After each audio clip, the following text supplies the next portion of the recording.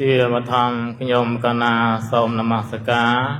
ចំពោះគុណបរតនត្រ័យទាំង3ព្រះពុទ្ធពធព្រះសង្ឃព្រមទាំងនមស្ការចំពោះព្រះថេរាធេរៈគ្រប់ព្រះអង្គជាពិសេសព្រះអង្គទាំងពីរព្រះអង្គដែលបាននិមន្តមកនៅក្នុងវត្តដំណាក់អំពិលយ៉ាងនេះព្រមទាំងចម្រើនពរដល់លោកគ្រូសានសុជាផងនៅក្នុងវត្តដំណាក់អំពិលវេលាឱកាសនេះដែលឃើញថាលោកស្រីមេឃុំនឹង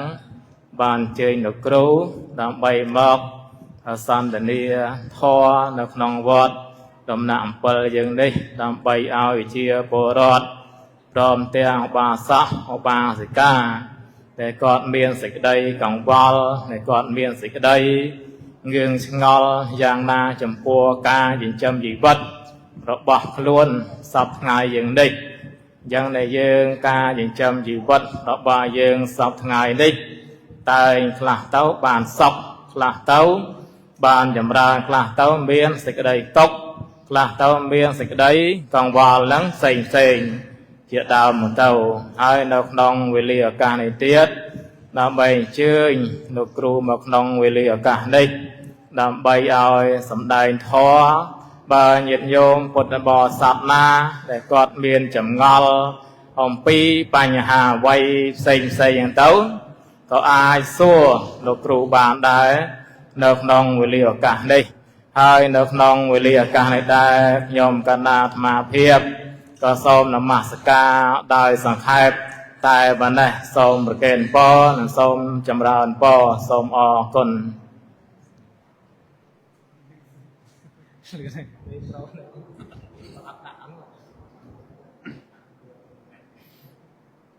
សូមអនុមោទនាសូមកាសពីព្រះថេរៈគ្រប់ព្រះអង្គជាបឋមសូមនមស្ការថ្វាយបង្គំឧទ្ទិសដៃចំពោះគុណនៃព្រះរតនត្រ័យដោយសេចក្តីគោរពជ្រះថ្លាសពការទាំងពួងសូមនមស្ការថ្វាយបង្គំចំពោះព្រះសមណរកតវេទីស្រស់រងព្រះរាជាគណៈថ្នាក់កិត្តិយសនិងជាព្រះចារិកាវត្តដំណាក់អំពិលដោយសេចក្តីគោរពជ្រះថ្លាសូមធ្វើការរាប់អានចំពោះព្រះគ្រូបរមបញ្ញោព្រមដោយលោកអ្នកដែលមានអាយុគ្រប់ព្រះអង្គដែលមានព្រះវត្តមានក្នុងទីនេះជាពិសេសចម្រើនពរចំពោះលោកគ្រូបាសកសាសុជាបណ្ដៃលោកគ្រូមានវត្តមានជាអធិបតីជាវិក្មិននៅក្នុងកម្មវិធីក្នុងថ្ងៃនេះចម្រើនពរញាតិញោមពុទ្ធបរិស័ទគ្រប់គ្នាជាពិសេសញោមដែលជាមេឃុំដែលបានដោយផ្ដើមរៀបចំកម្មវិធីថ្ងៃនេះព្រមទាំងអាចារ្យគណៈកម្មការទាំងអស់កម្មវិធីថ្ងៃនេះដែលប្រព្រឹត្តទៅនៅក្នុងវត្តដំណាក់អំពិលភូមិដំណាក់អំពិលឃុំដំណាក់អំពិលស្រុកអង្គស្នួរខេត្តពោធិ៍កណ្ដាលដែលចិត្តញោមរៀបចំសម្រាប់ថ្ងៃនេះកម្មវិធី2សម្រាប់ខេត្តកណ្ដាលនេះព្រឹកមិញនៅមួយកន្លែងដែរដែលលោកគ្រូបានអញ្ជើញទៅចូលរួមក្នុងទីនោះក៏មានពុទ្ធបរិស័ទអញ្ជើញចូលរួមស្ដាប់ពធច្រើនហើយថ្ងៃនេះញាតិញោមពុទ្ធបរិស័ទនៅវត្តដំណាក់អំពិលបានជួបលោកគ្រូហើយដើម្បីសន្ទនាពធក្រោមប្រធានបទជីវិតរស់នៅប្រចាំថ្ងៃតាមមាគ៌ាពធដែលជាប្រធានបទពិរោះព្រឹកមិញនិយាយអំពីធម្មទានឈ្នះអស់ទានទាំងពួងថ្ងៃនេះគឺញាតិញោមដាក់ប្រធានបទជីវិតប្រចាំថ្ងៃម្ដងតាមពិតប្រធានបទហ្នឹងយើងដាក់យ៉ាងម៉េចក៏បានដែរប៉ុន្តែវិលមកគឺនៅក្នុងព្រះធម៌ញាតិញោមដាក់ខាងដើមទៅយ៉ាងណាក៏ប៉ុន្តែមិនបោះបង់ពធទេព្រោះពធហ្នឹងគឺជាផ្លូវនៃការប្រតិបត្តិយ៉ាងត្រឹមត្រូវសម្រាប់ជីវិតការរស់នៅប្រចាំថ្ងៃព្រះធម៌ហ្នឹងគឺជាឧបាយនៃការរៀបចំ ផ្លូវចិត្តរបស់យើងគ្រប់គ្នាញាតិញោមរៀបចំផ្លូវចិត្តយើងនឹងឲ្យរស់នៅមានសេចក្តីសុខនៅក្នុងជីវិតប្រចាំថ្ងៃហ្នឹងគឺជារឿងមួយសំខាន់មែនទែនសម្រាប់ពុទ្ធបរិស័ទញាតិញោមគ្រប់គ្នាត្រូវការរៀបចំផ្លូវចិត្តទេញោមត្រូវការណាត្រូវការរៀបចំផ្លូវចិត្តណាពីព្រោះផ្លូវចិត្តយើងហ្នឹងកាលណាយើងមិនរៀបចំឲ្យល្អទេផ្លូវចិត្តហ្នឹងអាចមានបញ្ហាដោយអំណាចធម៌ដែលជាអកុសលហ្នឹងកើតឡើងបានអញ្ចឹងបានតួនៃជីវិតនៃការរស់នៅប្រចាំថ្ងៃសម្រាប់យើងទាំងអស់គ្នាហ្នឹងដែលនៅក្នុងធម៌ដែលព្រះអង្គសម្ដែងអំពីធម៌ពីរយ៉ាងដែលប្រព្រឹត្តទៅនៅក្នុងជីវិតនេះនៅក្នុងបៃដកលេខ16ដែលលោកសម្ដែងអំពីធម៌មួយដែលប្រព្រឹត្តទៅមានបច្ច័យតតែធម៌មួយទៀតប្រព្រឹត្តទៅដោយមិនមានបច្ច័យតតែដល់ក្នុងសេចក្តីនេះក្នុងប្រតិកថាលោកបញ្ជាក់អំពីធម៌ដែលមានបច្ច័យតតែហ្នឹងគឺសំដៅដល់ខណ្ឌ5ហ្នឹងឯងគិតញោមស្គាល់ខណ្ឌ5ទេស្គាល់ទេញោមណែយើងម្នាក់ម្នាក់សិតខណ្ឌ5ហ្នឹង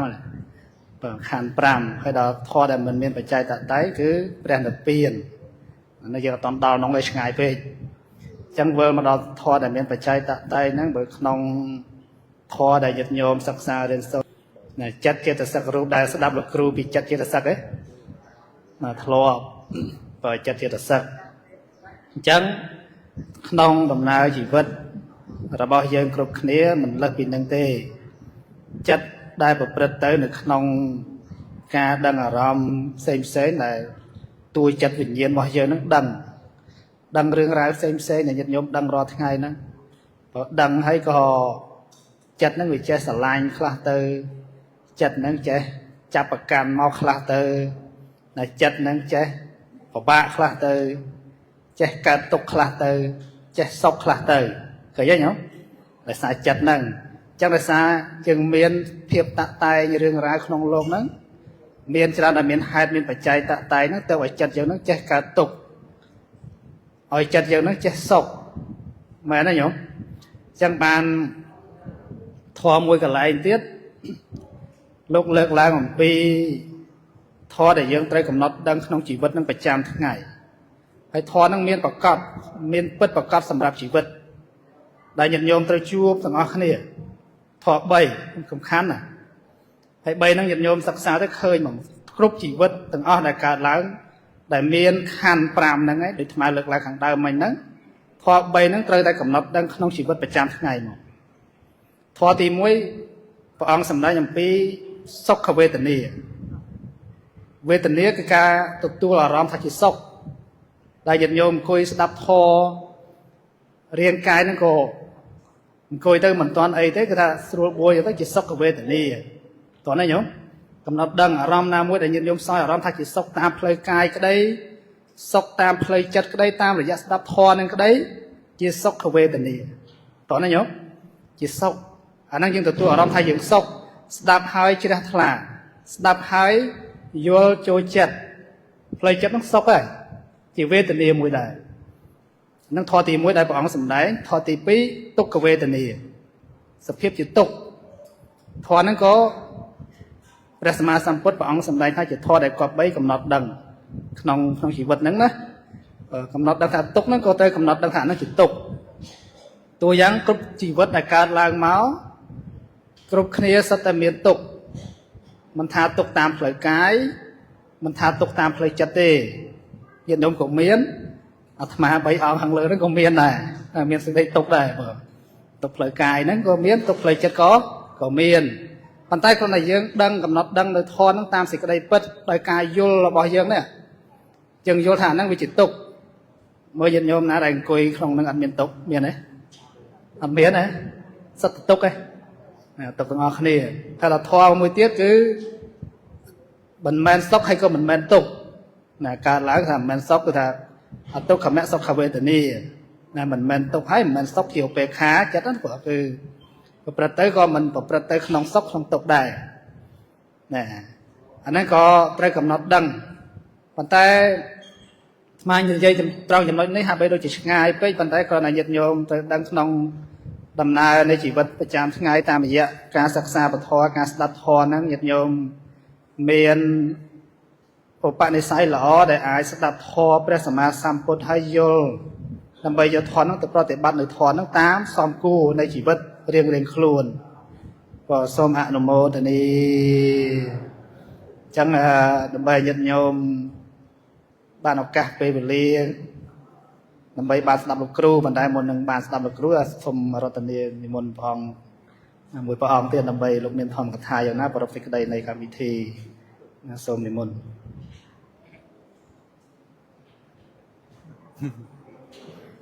កណាអរគុណ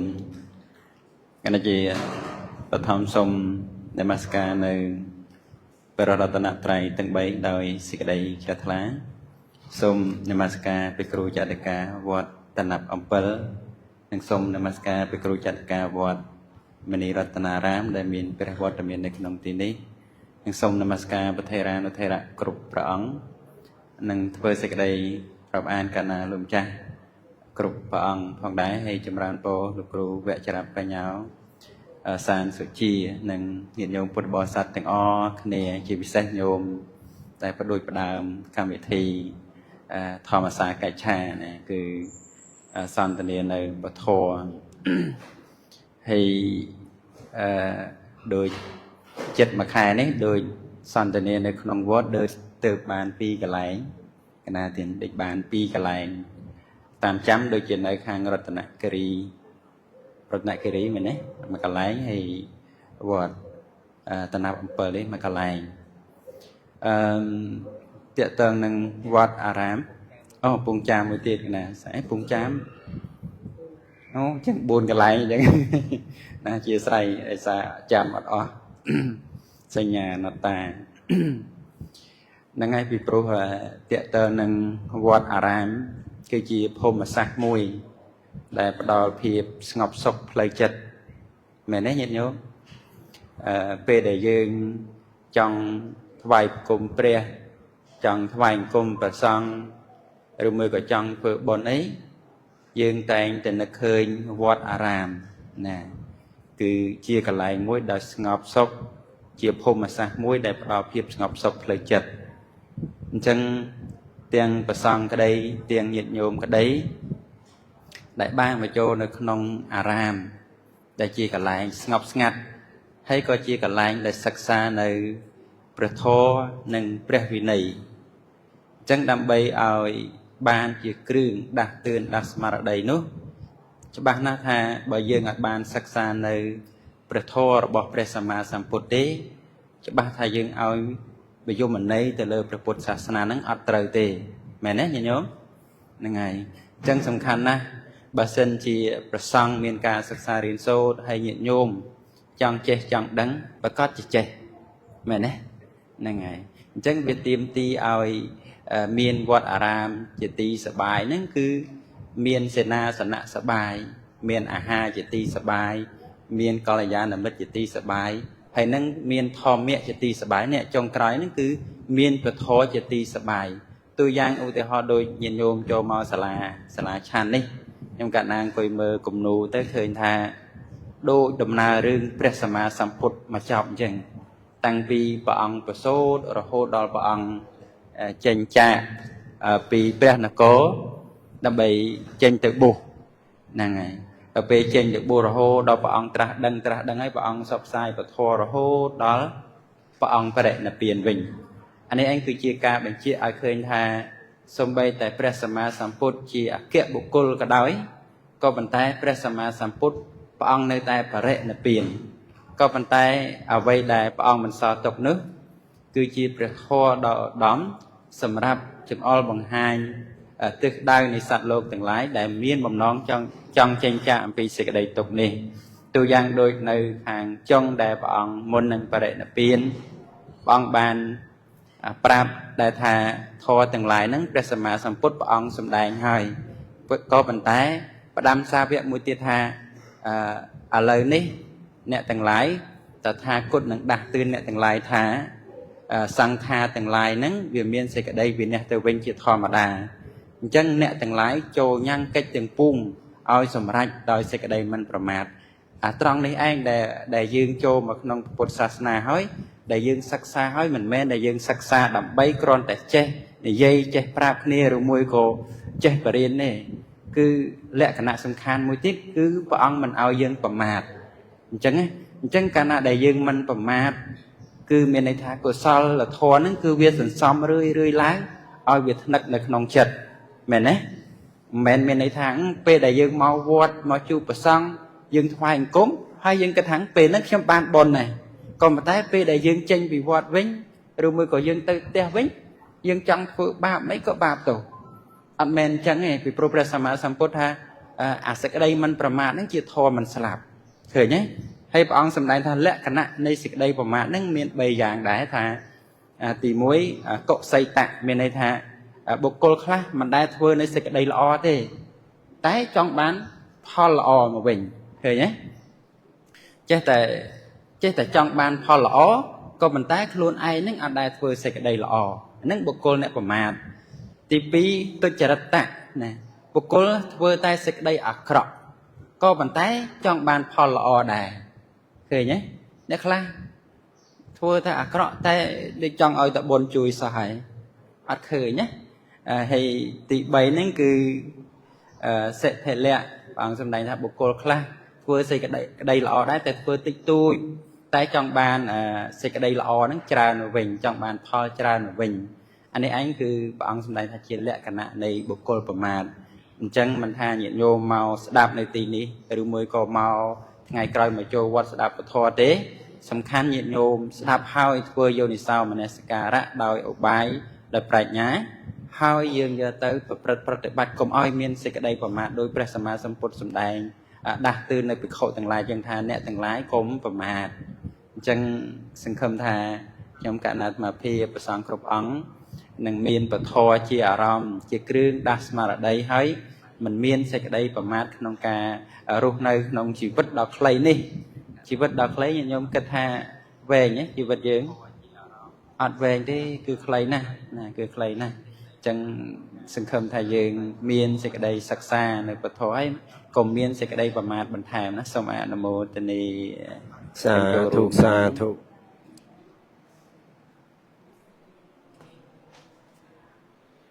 បាទជាកិច្ចបន្ទាប់មុននឹងចូលដល់កម្មវិធីសន្ទនាវធក៏ចង់គោរពអញ្ជើញលោកគ្រូឧបាសកសាមសជាមានប្រសាសន៍ខ្លះដើម្បីមុននឹងបើកកម្មវិធីលោកគ្រូ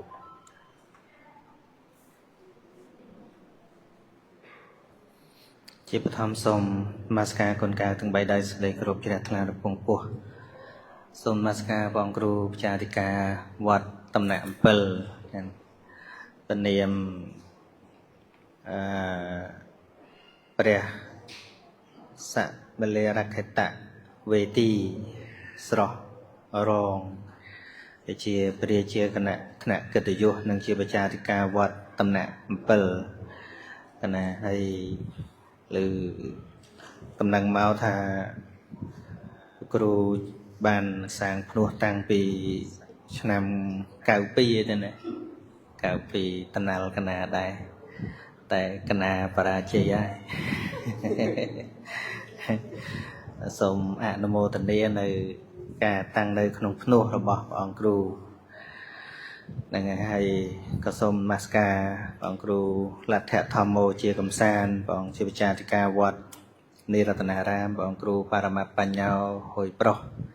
ក៏និមន្តមកពីមនីរតនារាមនិងគណៈគុណចាស់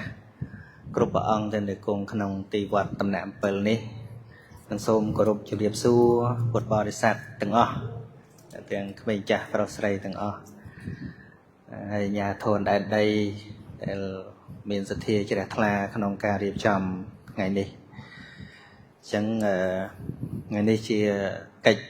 សន្ទនាពធ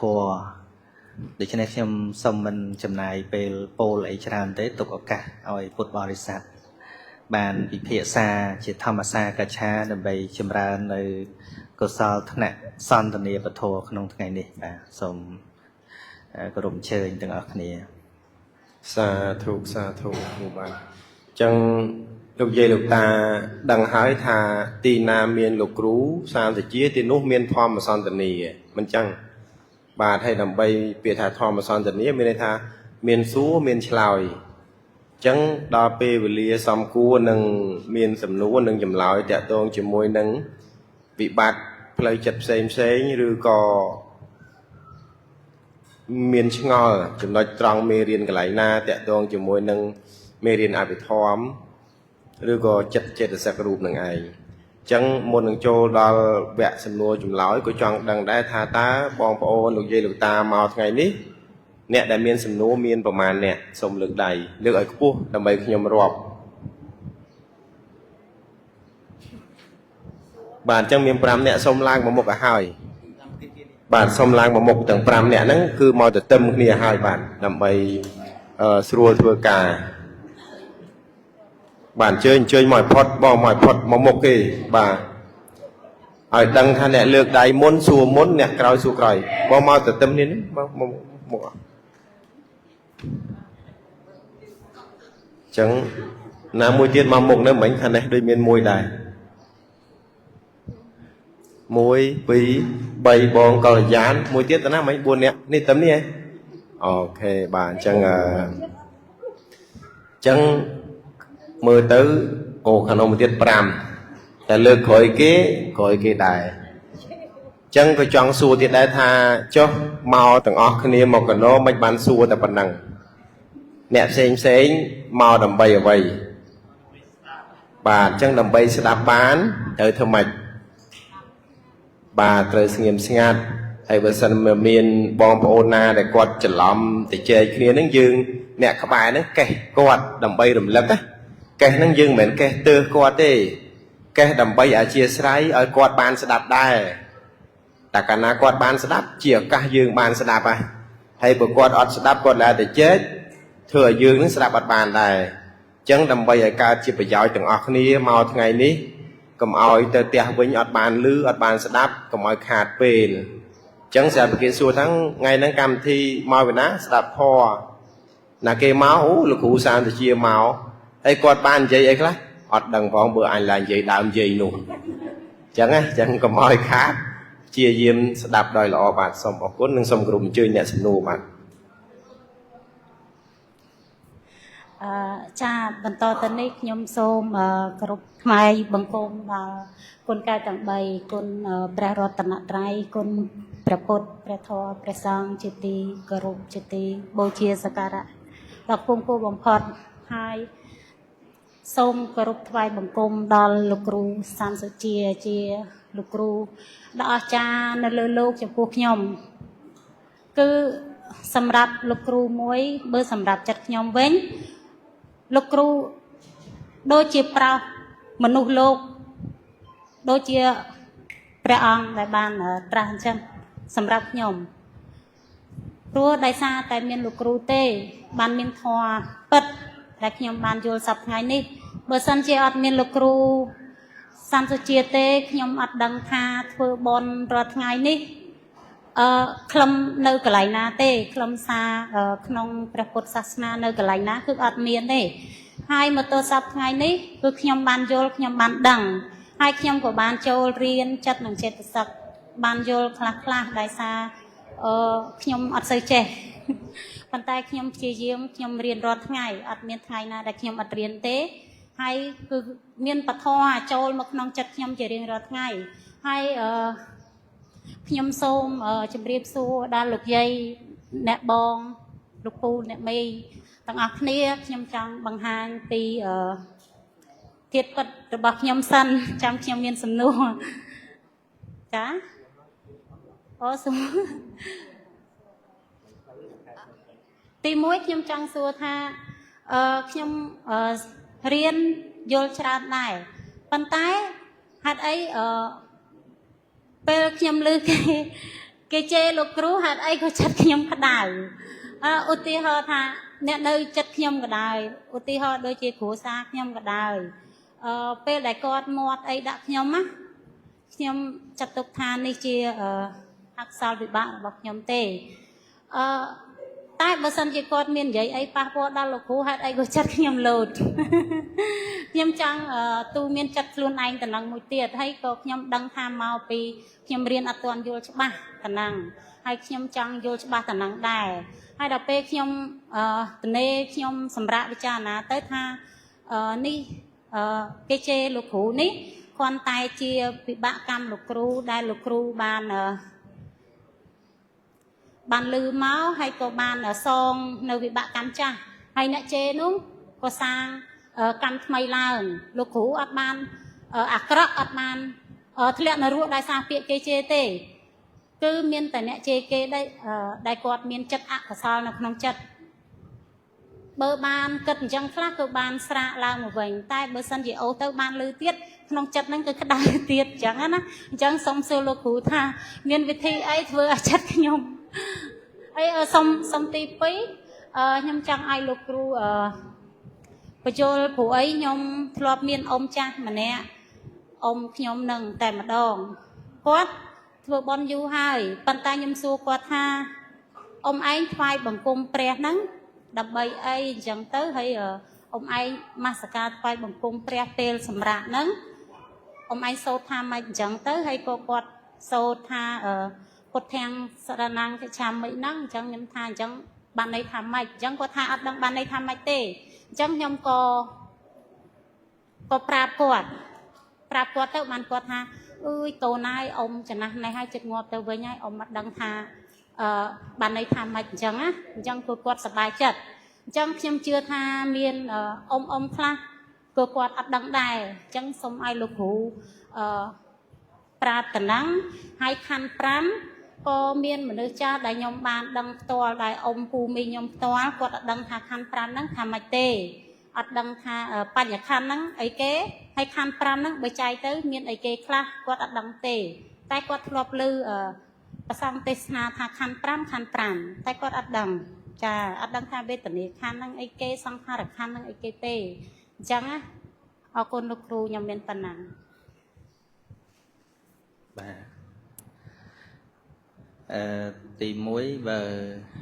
គេថាឲ្យចំពោះខ្លួនមិនសូវអីបើគេជេរខ្ញុំឯនេះទៅជាក្តៅឯណោះវាអត់មានអីក្រៅពីការជាប់ចម្ពាក់អញ្ចឹងជ្រះថ្លាហើយប៉ុន្តែជាមួយគ្នាហ្នឹងក៏យើងជាប់ចម្ពាក់នឹងបុគ្គលពាក្យថាគ្រូអញអីចឹងណាហ្នឹងហើយអញ្ចឹង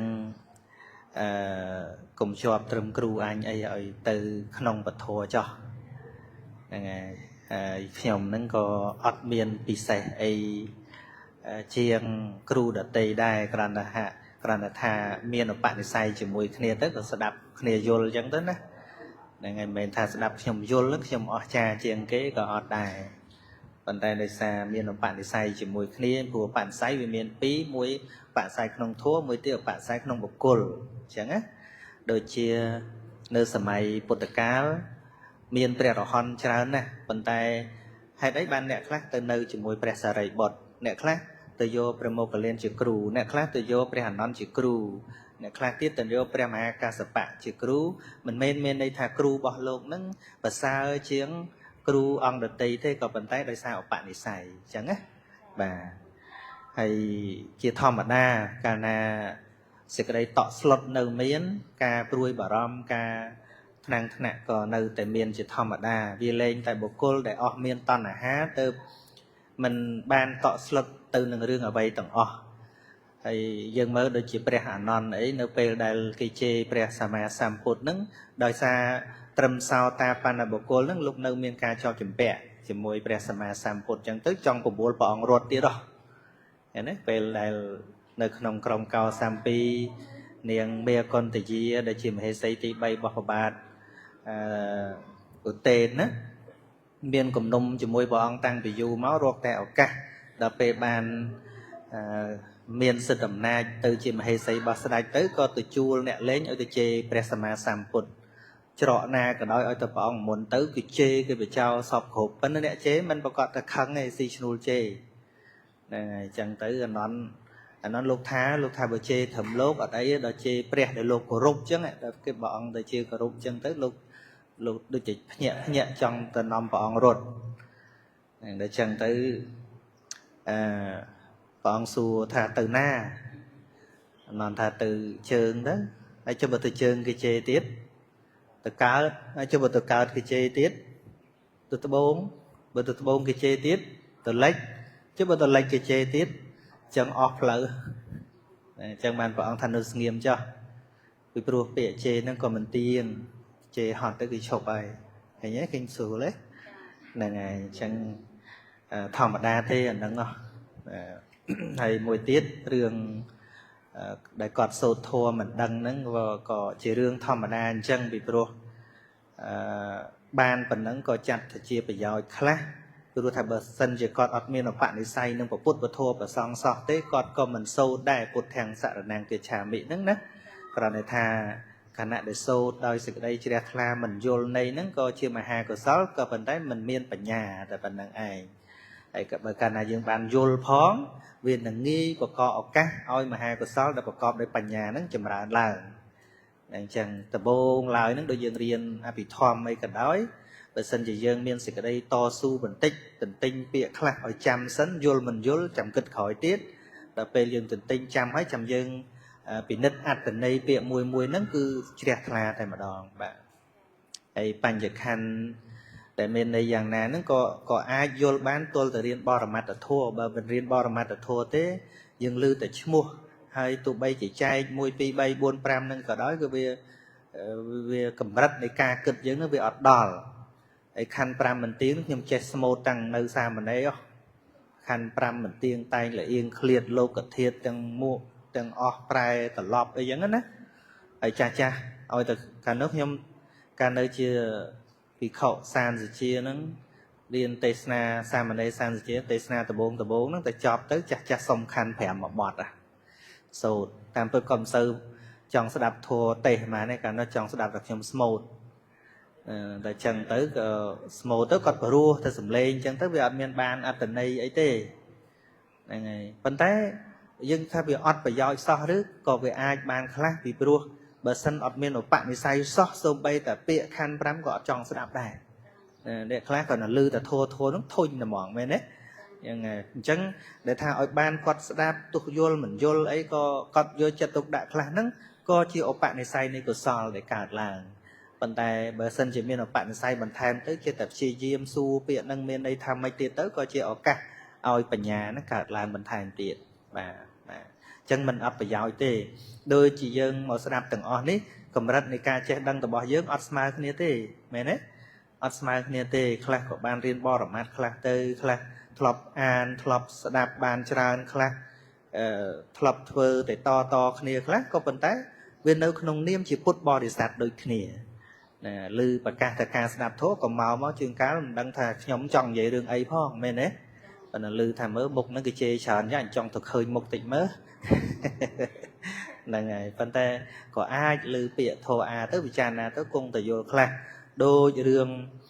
បជាវ500ដែលស្ដាប់ប្រសងលោកស្វាត់ជាយគម្ពីរមហាប្រធាននៅក្នុងរូងភ្នំអញ្ចឹងក៏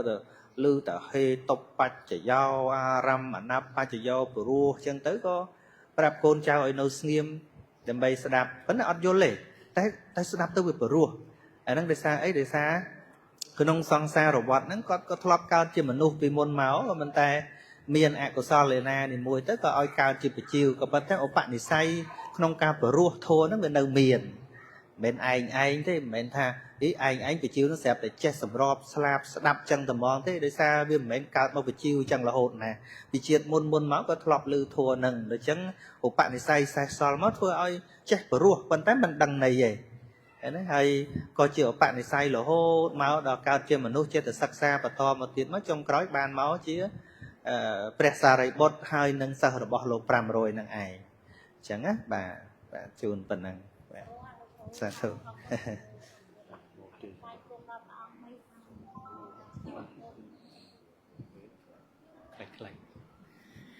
ខ្ញុំកណាសូមណែនាំខ្លួនបន្តិចខ្ញុំមកពីភូមិទីយើងខាងអង្គស្នួល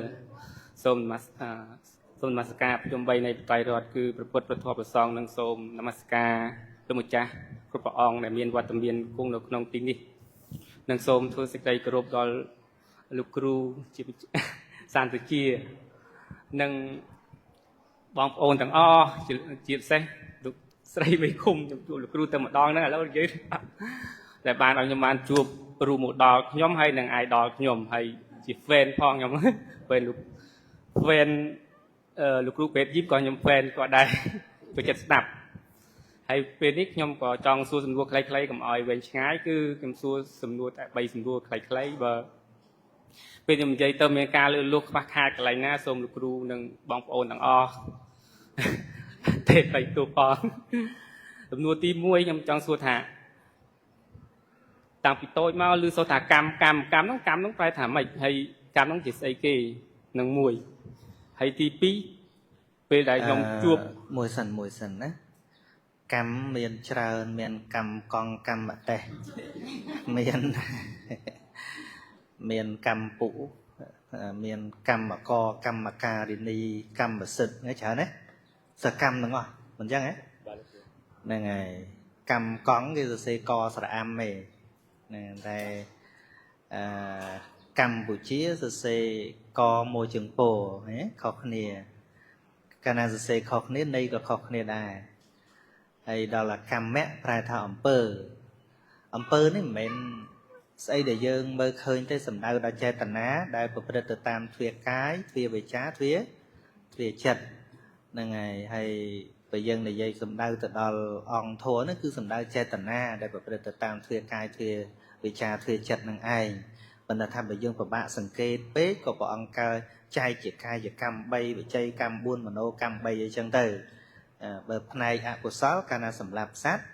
លួចទ្រព្យអ្នកដទៃប្រព្រឹត្តខុសក្នុងកាមសែបសរាអីជាដើមហ្នឹងអាហ្នឹងហៅថាកាយកម្មតាមកាយកម្មហើយតាមផ្លូវវាចាមានមុសាវាទនិយាយកុហកហ្នឹងបរសវាទនិយាយពាក្យទពោះបោះបោកជេរប្រមាថហ្នឹងហើយបិសនាវាទញុះញង់លៀបពោហ្នឹងហើយនឹងសម្ភបលាបៈនិយាយរយរៃអត់ប្រយោជន៍អា4ហ្នឹងហៅថាវិច័យកម្មតាមផ្លូវសម្ដីណាហើយដល់ទៅផ្នែកផ្លូវចិត្តមាន3មានអភិជាការសម្លឹងរំពៃចង់បានទ្រព្យសម្បត្តិអ្នកដទៃព្យាបាទៈចិត្តព្យាបាទចង់ឲ្យអ្នកដទៃនឹងវិនិច្ឆ័យហើយនឹងមិច្ឆាទិដ្ឋិការយល់ខុសការយល់ខុសហ្នឹងក៏ជាមនោកម្មដែរ3ហ្នឹងជាមនោកម្មនឹងផ្នែកអាក្រក់ហៅថាអកុសលកម្មផ្នែកល្អផ្ទុយមកវិញមកមិនសម្លាប់សត្វមិនលួចទ្រព្យគេមិនប្រព្រឹត្តខុសក្នុងកាមេមិនសែបសរា3ប៉ុន្តែថាសរាហ្នឹងបញ្ចូលផងហើយដល់ទៅមនោវិច័យកម្ម4ហ្នឹងគឺមិននិយាយកុហកមិនប្រមាថកាត់ទៀនគេមិនញុះញង់មិននិយាយពាក្យអត់ប្រយោជន៍ហើយមនោកម្ម3ផ្នែកល្អគឺមិនសម្លឹងរំពៃចង់បានទ្រព្យសម្បត្តិអ្នកដទៃមិនអាឃាតព្យាបាទគេដោយផ្លូវចិត្តហ្នឹងហើយនឹងមានសមាទិដ្ឋិអានឹងជាមនោកម្ម3ផ្នែកល្អដូច្នេះកម្មហ្នឹងបើចែកទៅវាមាន3អញ្ចឹងឯងបាទចាំបានណាបាទហើយសំណួរទី2ប្រាប់បងស្រីទៅបងឯងបាក់ចិត្តអញ្ចឹងស្ដាប់ធัวខ្លះគាត់ថាស្ដាប់ធัวអញខ្ញុំមានកលេសអញ្ចឹងហើយខ្ញុំយល់ថាកលេសស្អីគេបានជាវាខ្លាំងតែអញ្ចឹងហើយមួយទៀតនឹងកលេសឈប់ស្ដាប់ធ្វើអីមានកលេសអញ្ចឹងហ្នឹងហើយព្រោះតែមានកលេសហ្នឹងហើយទៅត្រូវស្ដាប់អញ្ចេះទៅវិញបើអស់កលេសមិនបាច់ស្ដាប់ក៏បានដែរអញ្ចឹងណាពីព្រោះស្ដាប់ធัวចាត់ទុកថាជាការចម្រើនកុសលដើម្បីសម្អាតផ្លូវចិត្តហ្នឹងតួកិលេសហ្នឹងប្រែថាជាសភាពសៅមងនៃចិត្តដែលវាសៅមងចិត្តដែលវាមិនស្អាតចិត្តដែលវាមិនទិលចិត្តដែលមានភាពស្មុគស្មាញចិត្តដែលនាំឲ្យមានការកើតទុក្ខនឹងឯងឈ្មោះថាចិត្តដែលមានកិលេសហើយព្រះអរហន្តដែលអស់កិលេសហ្នឹងគឺជាសភាពនៃចិត្តដែលមនុស្សអត់ចេះកើតទុក្ខដល់លោកលែងកើតទុក្ខអស់កិលេសហើយអស់កិលេសហើយស្ដាប់ធ្វើអីឃើញទេបាទឥឡូវយើងមើលដូចជាអ្នកដែលកើតទុក្ខដូចបដាចារាដែលមានវិបត្តិព្រោះកូនស្លាប់ពុកប្តីស្លាប់ឪពុកម្ដាយស្លាប់នឹងនាងទួញសោកសោកសៅកើតទុក្ខអាតួកើតទុក្ខនឹងឯងកិលេសយើងក្នុងសង្គមយើងឲ្យតែរឿងកិលេសនឹកតែរឿងមួយយ៉ាងមែនទេកិលេសហ្នឹងគិតតែរឿងដល់ប្រុសស្រឡាញ់ស្រីស្រឡាញ់ប្រុសអីចឹងមិនកិលេសអាតួកើតទុក្ខ depression của bạ chất trong đó sẽ làm luôn nó ngắn cái lẽ nó tua cái lẽ đấy nó cái lẽ miền đỏ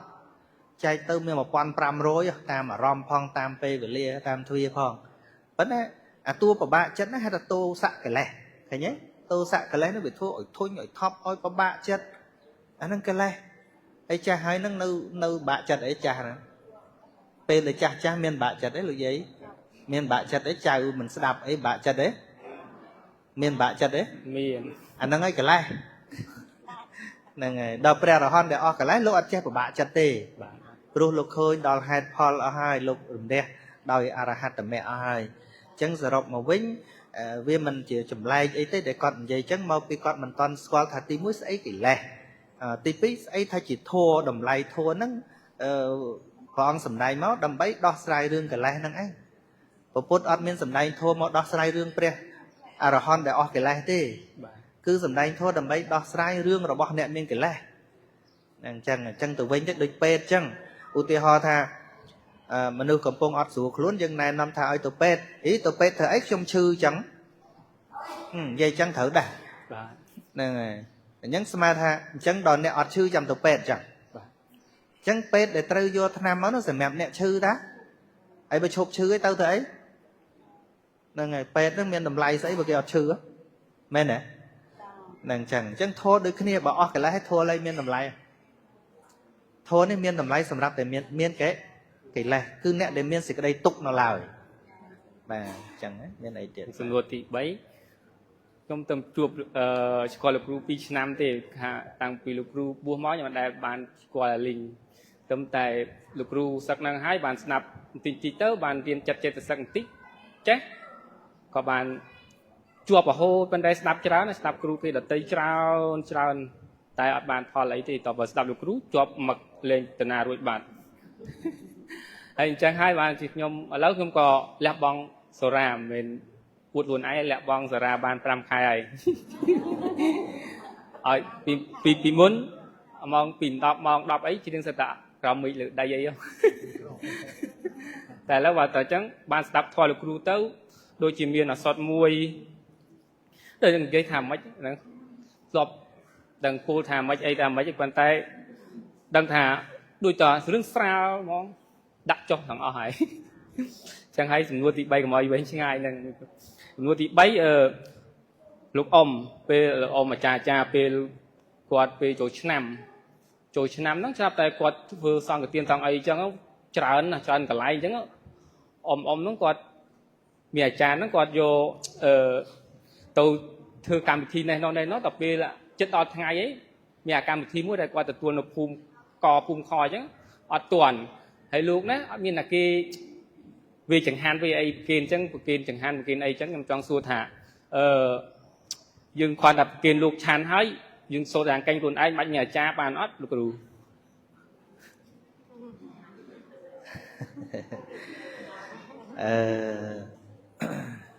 chân dân trâu sắc xa thà ta sớm mai bột cá đại miền là cha nòm về đấy ót nè tôi mơ không bay đọt miền tây bên là sớm mai cày nên miền là cha nó bị khâu thế thà mình khâu tê mà bây giờ mình sâu che giờ mình sâu che tới bán nòm miền nè nòm mày chẳng á và bên ta bà dân vô trứ cứ thà miên có bán mình miên có bàn chẳng cùng oi việc tỏ thật tuol tại miên là nó tự chỉ bàn nhà hà bà miên hai của miên tư miên cọt nòm tha đó có việc rùa đài chẳng á nè nòm chưa cá cái lôi dân ở trên bạc kên dân lơ gần trừ hạt bài chân tới miên là cha phèp chân tới còn là o đài vẫn thích cho ở miên là cha dân ở đăng bạc kên thà mấy bà miên là cha phèp lô phèp bànแต่យើងប្រកេនវាឆ្ងាយពេកលោកនឹងអាចប្រាប់យើងថាជួយចិត្តតិចឲ្យត្រូវហត្ថបាសនឹងលើកប្រកេនទៅលោកដឹងថាវិន័យត្រូវធ្វើយ៉ាងម៉េចលោកជ្រាបហើយព្រោះវិន័យមិននៅលើអាចារ្យទេគឺនៅនឹងលោកប្រកេនទៅត្រូវឆាន់មានទោសឬក៏មិនមានទោសលោកដឹងខ្លួនលោកហ่ะដូច្នេះវាជាការដែលអាចជ្រើសរើសបានមានអាចារ្យក៏បានមិនមានក៏បានមិនមែនថាមានអាចារ្យខុសទេហើយអត់អាចារ្យមិនត្រូវទេមានក៏ឲ្យគាត់ដឹកនាំទៅហើយបើមិនមានយើងធ្វើខ្លួនឯងទៅបាទអញ្ចឹង យើងមើលនៅស្រីលង្កាអត់មានអាចារ្យផងគេកាន់ពុទ្ធសាសនាដែរហ្នឹងហើយប៉ុន្តែប្រជាពលរដ្ឋគេភាគច្រើនសិតចេះសូត្រធម៌ខ្លួនឯង បាទ ហ្នឹងហើយយើងអាងតែអាចារ្យពេកឡើងចេះអស់នៅជាងកាយចេះតែអាងអាចារ្យពេកណា បាទ បាទអញ្ចឹងมันមានការកំណត់ខុសត្រូវអីទេបើមានគាត់ជួយដឹកនាំក៏ដឹកនាំទៅបើគាត់មិននៅប្រគេនលោកទៅហើយស្រួលលោកសប្បាយចិត្តជាងអាចារ្យនៅទៀតព្រោះអាចារ្យនៅវេយូរពេកចុះ បាទពោះម៉ោង ហូបអស់រុយរោមអែវិញបាទអត់អីទេហ្នឹងបាទ បាទ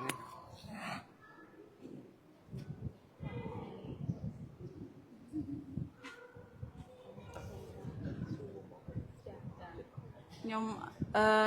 អត់មានចេះនិយាយអីសួរត្រង់មកលោកគ្រូខ្ញុំចង់សួរតាំងលោកគ្រូមិនទាន់សឹកឥឡូវលោកគ្រូសឹកឥឡូវបានជួបផ្ទាល់សួរអស់ចាត់ឆ្ងល់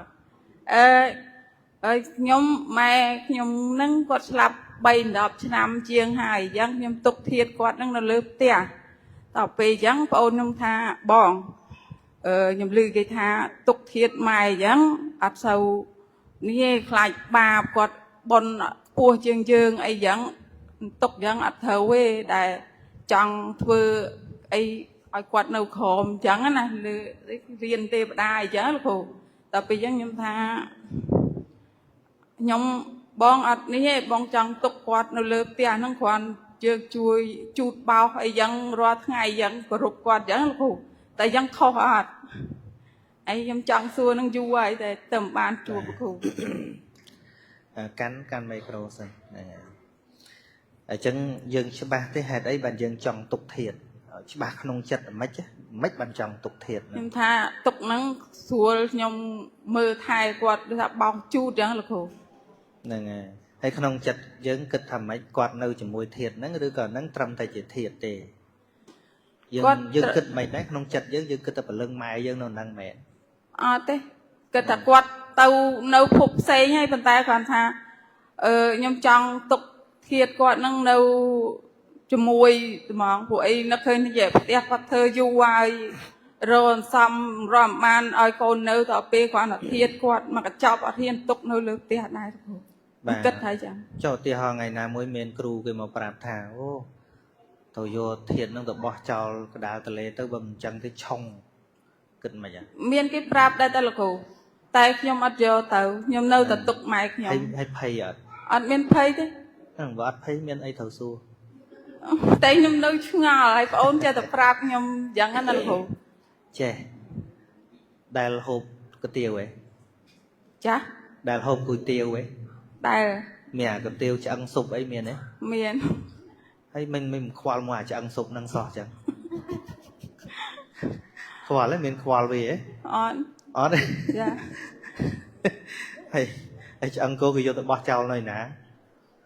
បោះចោលនៅសម្រាប់នៅអីចឹងមានតែខ្វល់មួយវាអត់ឆ្អឹងម៉ែយើងហើយឆ្អឹងគោមានអីខុសគ្នាទេគ្រាន់តែចេះយើងទុកធាតុរបស់គាត់ហ្នឹងទុកដើម្បីជាអនុស្សាវរីយ៍ដើម្បីគោរពតែប៉ុណ្្នឹងតាចាហ្នឹងហើយយើងអត់គិតទេជួនកាលចេះតែគិតថាឆ្អឹងម៉ែឆ្អឹងឪចង្រៃចុះអាស៊ីស៊ុបគោរហូតអត់ចង្រៃហ៎មែនទេចាអញ្ចឹងមានន័យថាម៉េចមានន័យថាឆ្អឹងគោនោះគ្រាន់បើយើងឆ្អឹងម៉ែបើវាអត់ចេះចង្រៃសោះអ្នកខ្លះទៀតយកអាក្បាលគោក្បាលក្របីទៅដាក់ក្នុងផ្ទះទៀតមិនអញ្ចឹងហ៎ចាស្នែងគោ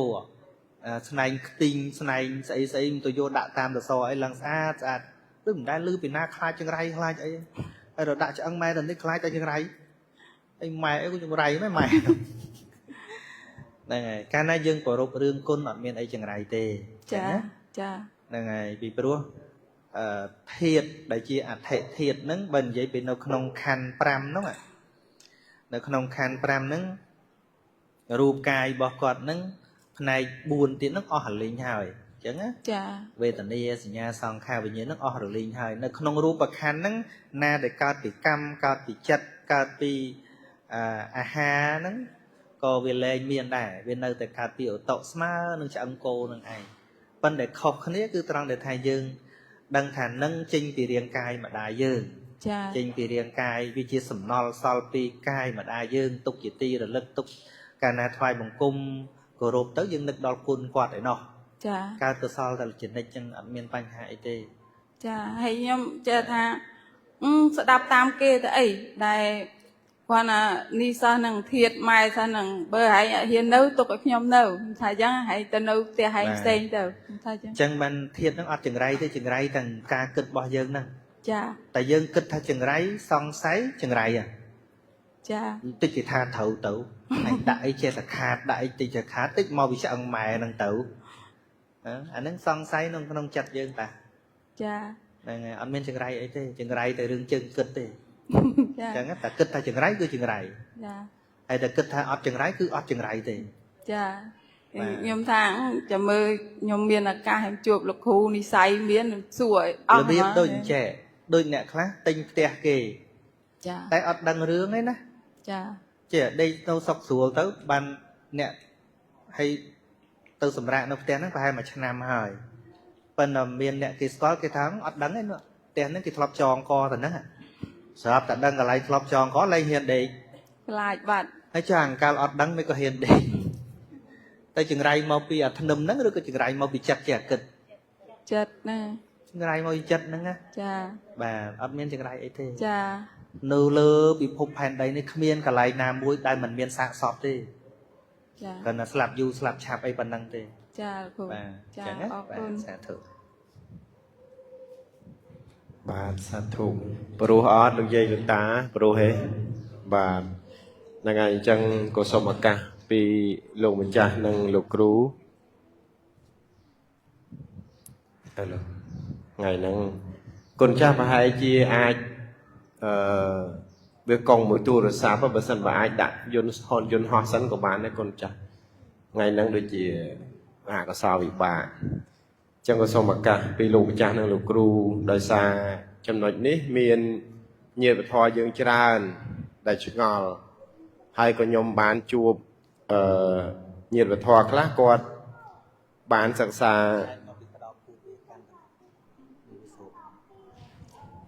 ដោយសារបានសិក្សានៅព្រះអភិធម្មកាលពីមុនគាត់សិក្សាហ្នឹងគាត់និងម្ដាយគាត់ហ្នឹងអាចទៅវត្តជាមួយគ្នាអុជធូបមួយគ្នាបន់ស្រន់ស្រោចទឹកឲ្យមួយគ្នាទេដល់ទៅពេលគាត់បានសិក្សាទៅក៏យល់អភិធម្មដល់អញ្ចឹងគាត់ក៏លះចោលដល់ពេលមើលទៅម្ដាយគាត់អត់តន់លះទៅជាមានអ្នកខ្លះដល់ជេរម្ដាយក៏មានដែរជេរផងខឹងផងហើយអញ្ចឹងបើយើងគិតមើលថាម្ដាយមានគុណសមជេរគាត់ដែរហ្នឹងហើយពេលដែលយើងបានមកយល់អភិធម្មពីលោកគ្រូឬក៏ពីអ្នកណាក៏ដោយឲ្យតែយើងបានយល់ដល់យើងលះអាជំនឿនឹងចោលទៅសួរថាដែលយើងបានធំធាត់ប៉ុណ្ណឹងមកយល់ពធពិតនេះបានដោយសារអ្នកណាមិនដោយសារពីយាយម្នាក់ដែលស្រោចទឹកហ្នឹងឃើញចេញពីគាត់ទេហើយអញ្ចឹងមិនបានត្រូវទៅប្រឆាំងមួយគាត់ហើយមូលហេតុអីបានជាគាត់នៅតែជំនឿនិយាយទៅដូនតាយើងមានយូរហើយដោយសារតែគាត់អត់បានសិក្សាបានរៀនដូចយើងបានជាគាត់មិនទាន់យល់ចឹងឲ្យគាត់កាន់សិនទៅហើយព្យាយាមបញ្យល់គាត់បន្តិចទៅហើយបើគាត់ចង់ទៅវត្តណាដែលយើងពេញចិត្តក៏ជូនគាត់ទៅឃើញទេចឹងអាហ្នឹងបានហៅថាយើងស្រឡាញ់ម៉ែហើយអ្នកខ្លះគាត់ម្ដាយមិនមកតាមចឹងលុយក៏កាត់បន្ថយក្នុងការឲ្យហើយគាត់ទៅណាអត់ជូនគាត់ទៅទេឃើញទេចឹងជាការខុសមួយនេះសម្រាប់របស់ខ្ញុំគិតទេណាខ្ញុំគិតថាបើគាត់មិនទាន់យល់ទេយើងតាមតាណាទៅព្រោះចាស់គាត់មានបុរាណរបស់គាត់សំបីយើងមិនកើតចេញពីបុរាណដែរអញ្ចឹងខ្ញុំសូមប្រាប់ពីបទពិសោធន៍ខ្លួនឯងពេលដែលខ្ញុំ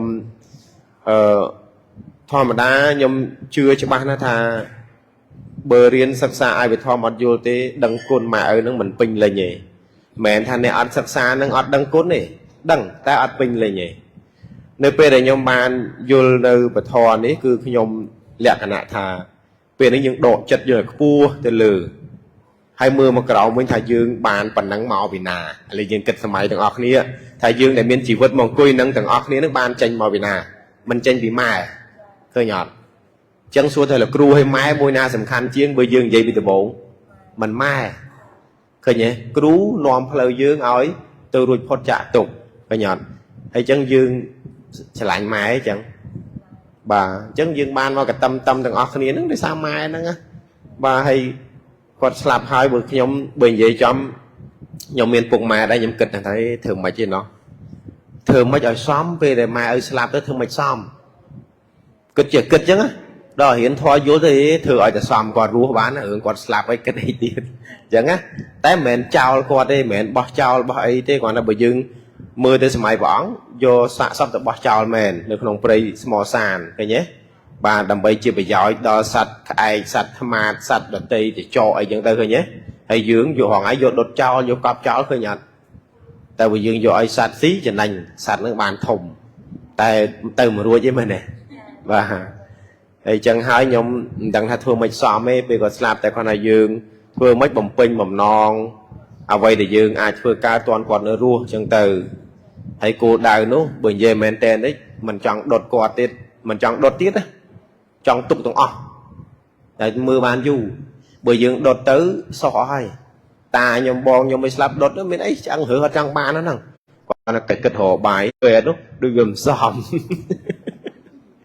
យកស្ងោទៅមិនសល់ឆ្អឹងមិនចឹងហើយយើងយកឆ្អឹងមកដោតដូចកម្មចឹង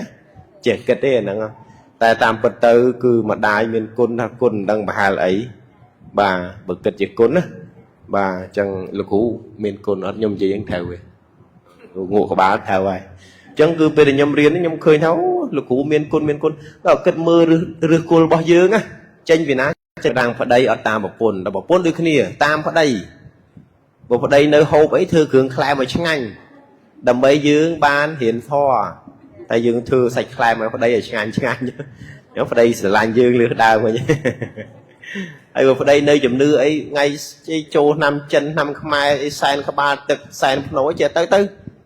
មានអីខុសទៅជួបជុំបងប្អូនដែរមិនចឹងបាទហើយយើងបញ្ជាទីទៅហើយបើបានក៏បានក៏អត់ទៅប្រឹងរៀនតែខ្លួនឯងឲ្យល្អទៅមិនចឹងហ៎នេះខ្ញុំគាត់តែចែកចម្លែកប៉ុណ្ណឹងទេដោយសារឃើញបងប្អូនមួយចំនួនគិតថាឆ្អឹងម៉ែហ្នឹងចង្រៃចេះចង្រៃចុះហ្នឹងអាហ្នឹងគេថាដល់អញ្ចឹងលឺគេថាទៅចេះតែភ័យឲ្យគ្រូនឹងក៏ចឹងដែរខ្ញុំមិនដឹងថាចេតនាគ្រូនឹងមិនទេយើងទាំងអស់គ្នានឹងបើទៅមើលគ្រូខុសទាំងអស់ទៅបាទជឿហ៎ទៅមើលទៅខុសនេះខុសនោះទាំងអស់ហ្នឹងហើយខ្ញុំមកដែលមើលគ្រូខ្ញុំមើលតែផ្លូវណាមកវត្តអីគេទួល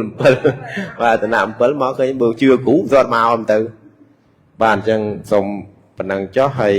ពេលវេលាក៏ច្រើនហើយអញ្ចឹងសូមជូនទៅបងម្ចាស់សំណួរពីរព្រះអង្គទៀត2នាក់ខ្ញុំលើកដៃមួយដែរគ្រូមិនអត់ខ្ញុំលើកមុនគេចកណាសូមក្រាបសាច់គុំជាថ្មីម្ដងទៀតចាដោយសារពេលវេលាខ្លីខ្ញុំកាលណាសូម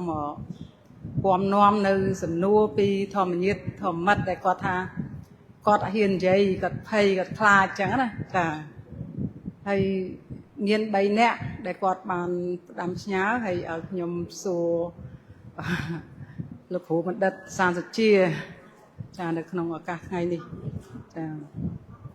អូនស្រីទី1គាត់សួរថាគាត់បានយកប្តីគាត់ទៅពេទ្យហើយប្តីគាត់ហ្នឹងលើសគីឡូហើយពេទ្យគេឲ្យហាមហូបសាច់ច្រើន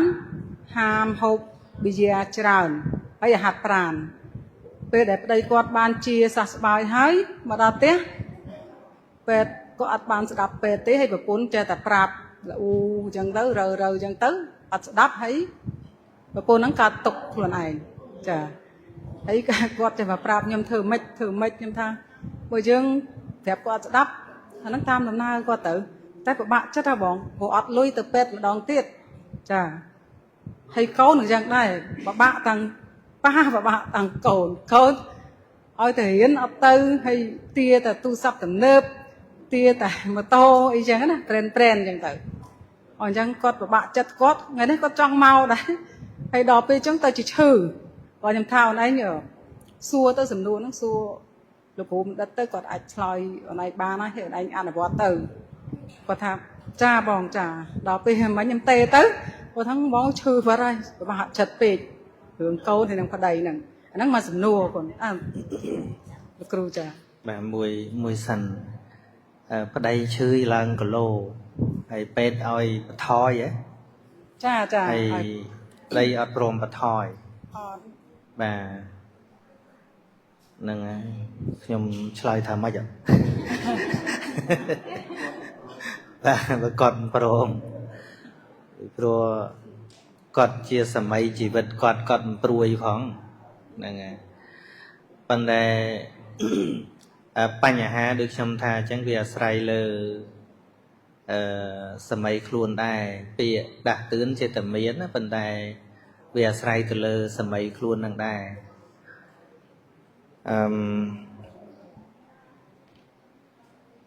ការប្រាប់ប្រងរបស់គ្រូពេទ្យគឺទល់តែមានការ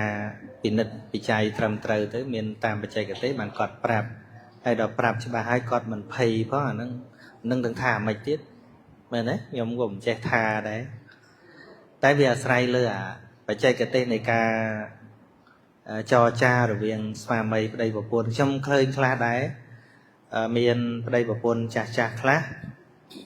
ដោយសារគាត់គោរពគ្នាធ្លាប់គោរពគ្នាយូរអញ្ចឹងទៅទោះបីជាប្តីហ្នឹងគាត់ចង់នេះចង់នោះក៏ពិតមែនប៉ុន្តែដោយសារគាត់ដាក់កតិកាគ្នាអញ្ចឹងប្រពន្ធអ្នកធ្វើម្ហូបជឹកស្រែកលើប្រពន្ធហ្មងខ្ញុំមាននៅនោះគាត់ប៉ុន្តែជួនកាលប្រពន្ធអត់នោះគាត់លោភដែរគាត់លោភឆ្ងាញ់ប្រហុកឆ្ងាញ់អីហើយទៅប្រហុកម្ដងចូលពេទ្យបញ្ហាក្នុងគាត់ហ្នឹងវាមិនស្រួល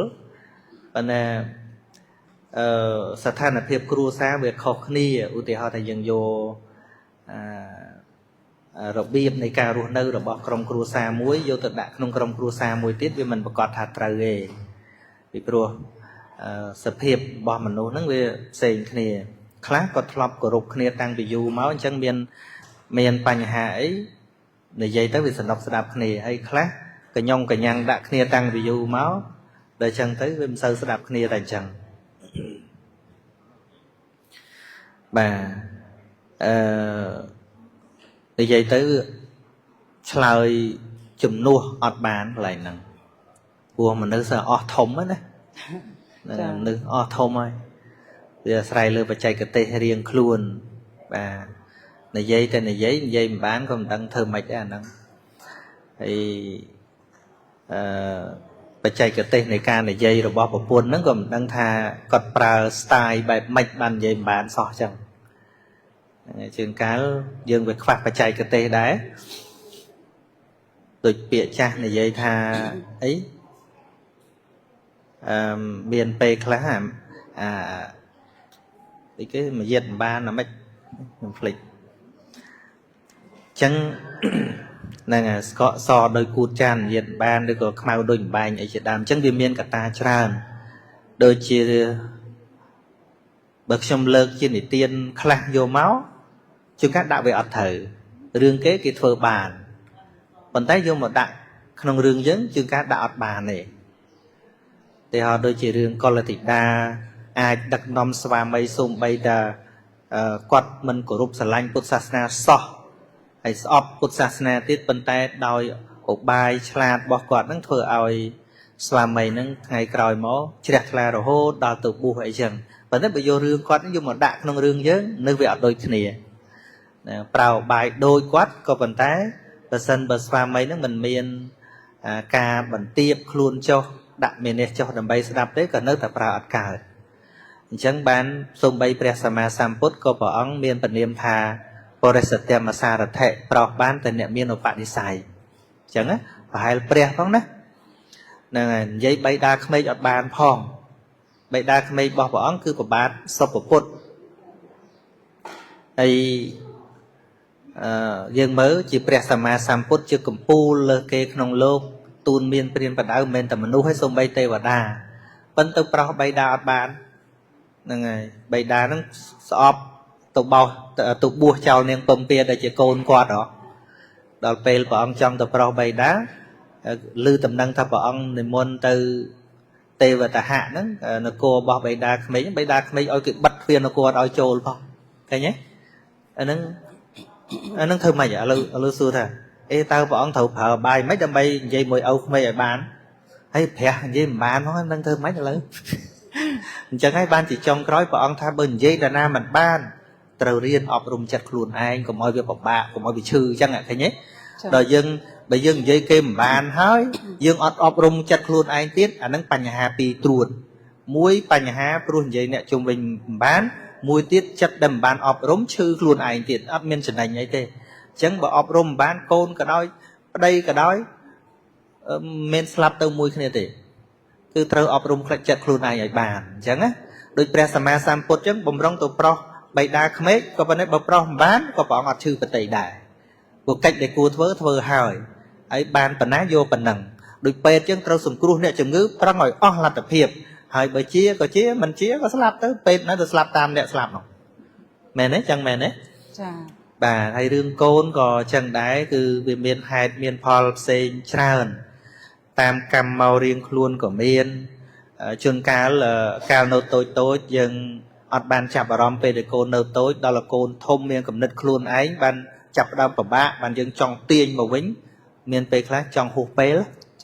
bà miền pe khác dừng trên bàn đôi từ lên nước dừng ở toàn cứ đấy chỉ thạc khmên vấn đề đập pe complete đó từ côn từ sả la từ này từ nó chlong này tam mật hẹ tam ấy nâng cái miền là bọt tầm nơm ấy mà uốn cho láng hay dừng mình ban ọp rum ôi quạt trẻ cứt tăng bị khmên tới để chân tới con miền đăng của bạn á rồi lối con miền trẻ đăng thà rồi lối của bạn nè miền cua xa môi nó quạt dân cần mới nơi sọc này nọ sọc tầm nơm còn thấy tăng bị tu từ nó còn bằng vác côn quạt nó ôi đăng thà ta cà rồi lối của bạn mạch còn ôi côn đăng món á còn ôi côn đăng là côn thông tây chân tới ưu tiên họ đôi về bằng bill bằng tực bằng phơ người chẳng côn chê bằng là nắng còn bạc ca account tận kia muối còn đã lui mình oi chở này không nắng á này đòn khai cho nó bằng tới sao ha sao la chương cá lui phất phai cô nó che cứt mong chung ấy khai đấy bằng nó chuyện hỏi cho khai khỏi bàn ấy bằng cô nó che cứt mong á để che cứt xong bây giờ luôn ấy trong xong ấy anh hiện xong ấy khai anh miền ấy bằng khai khỏi còn bờ riêng ấy côn che cứt chắc á nè nhóm đọc về reflect màu vinh mất nhóm ca bị mấy chẳng đáy ở bục đài nhóm nắng bừng riêng ở nhóm che phơi ca mũi quạt tăng vì nhóm nó tồi từ phơi sai phơi chấm ca năm tận năm ấy sẽ có bờ riêng tầng ấy bờ riêng là nâng hai tổ lụa còn oi đăng tầng ban lôi ban cọ có oi đăng đây chẳng nó nhóm che cứt tăng bị mấy đây chẳng bia không chặt giờ nó cứt cua xà và đói ót hiên tía nếu mai nhóm xạ xây nó nè nè tụ bay nhóm mình miên khỏi ao tham ấy nhóm đá ban khỏi ao tham ấy mà có play ấy ở bên đây thế liệu là đá bong nhóm thế cái một lụa của ao tu mau chăng rồi có cái một lụa nông chăng côn nè te chật khang dùng tia mỏng nhóm ta khơi cái một lụa trùng rót tới ngay vậy nhóm khai mai của bà anh mấy bằng trong kịch chăng trong chơi ta là mơ sầu không dừng rục á vì mà năm tới mà năm dương thơm sầu á đã không đằng á chương cá khoam hốp cao sầu lụa khoam hốp cao sầu lụa chết là kịch đi lâu sợ tầm bài cũng hay muộn đó nó thích siêu khổ thôi với pruy á dương pruy chỉ môi quán đợi chân tới khơi cái lụa ấy máu dương kịch máu tăng ở dụ chiên đọc cho nắm dương kịch chẳng kịch ha mày dương ăn lôi phải nào dương đăng mó đăng ai bây giờ thật cao sầu nâng lụa chứ siêu đo khổ cho nắm kịch mày tới khinh ca bằng riêng ở côn che kịch chỉ môi dương là ó đó nó là ó cùng khai côn nơi hot tăng vì là boss ấy cái đây bốc nhóm bờ riêng nhóm ở chơi thằng o rê tức ở đây tăng bị chương ta còn thơ côn thông tuổi ở đây thông ọt bà này lạt chư còn khai bạn chẳng tới bờ côn tối còn thơ côn thông tôi rê còn tôi rê tức côn tôi rê đài chẳng á chẳng dân có sổ bay chất thơ cho môi con nó chua sài nhưng chơi thằng o mà sài nó ấy còn thơ nông có tầm râu dân tiền còn thơ dìm có lời tiền o chua sài mùi quạt không thử ấy con mình đây mà tôi tới cọt phèp không mà đó cọt phèp dân chào người ta thôi trên tôi với anh cùng chẳng riêng côn tôi là trẻ đập bê côn che nó không là bo ấy chỉ mua chẳng tới côn che kịch à thôi ô lôi cả nên mình che tập ban này chẳng hai ban trực nhông mình che xong lôi chài ót tầm mỏ ót mấy ban tôi trên chân tao mau đi nhưng mà nát mai ấu nhưng khai có miền lôi hay còn bạ chất mau bị khúc cái lái để con phơi cá nó con ao dương đăng từng o về một bạ mạch mấy tôi phơi mùi quạt cái con đại tôi nhỉ buộc trong con đại tôi nhưng mày âu của bạn nè anh oi tờ riêng mấy cùng riêng anh không rô lôi ấy con đại prao viện nâng này chẳng chênh vì riêng mất cho tụi thôi cả mỗi cọt trộn sơ bọc sơ ban sơ thơ mỗi cọt tặng ngọt chẳng á đập bây dân đăng của bạn chẳng máu biết là xong lôi trái nhưng mà chạy mà chưa xua mai nhưng chạy là lùi mà đòn lùi nó khơi lùi bà hai ấy ấy mình kịch lùi nó đôi hà sập riêng cả nóng này ấy phục tam pít máy đã xạ chặt cồn sao cái cồn lùi mền lùi men vô tuần án tới tôi tinh khọp co nung ấy chạy bom ồn lắm miền chạy lùi cho vô tuần án ọt sờ độc máu mai tam toàn đại chúng ta còn đặt phía sau để cồn nào mày chẳng hết á là lùi tầm đòn năng ấy hay được trong thai chẳng thà dương cung là u mỗi cồn á là biệt nó trong có triêm sầm mẹp cồn là lớn nhưng miền cồn nè là ngày ọt là u thế dương tụt phơi ca bắt tụt rồi lôi bắt hay cồn oi tụt riêng bắt chẳng việc clear khnia pe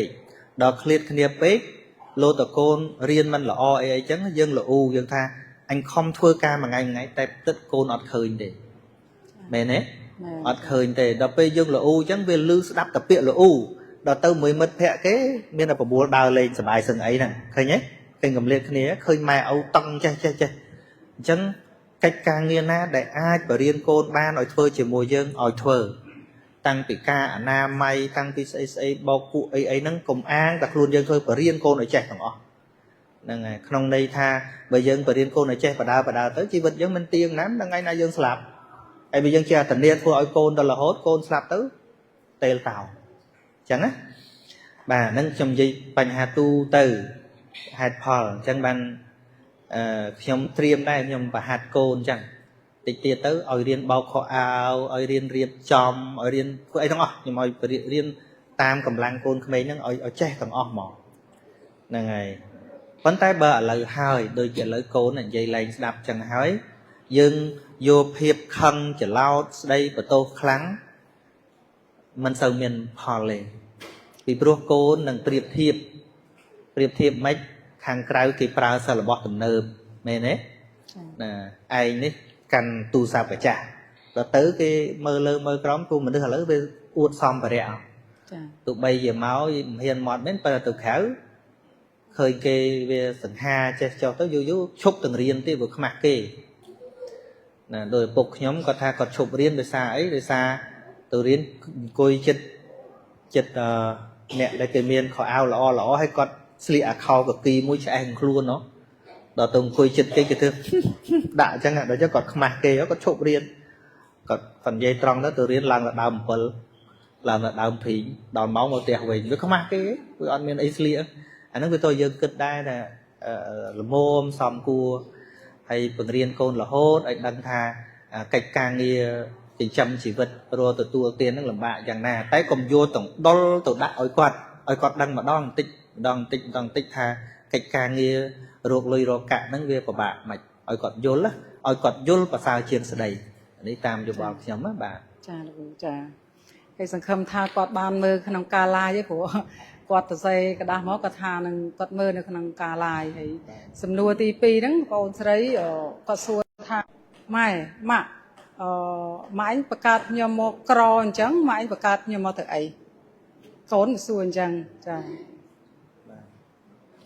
นั่นไงให้tay mình đăng là đăng dân bất chi lùm bạ chlai prap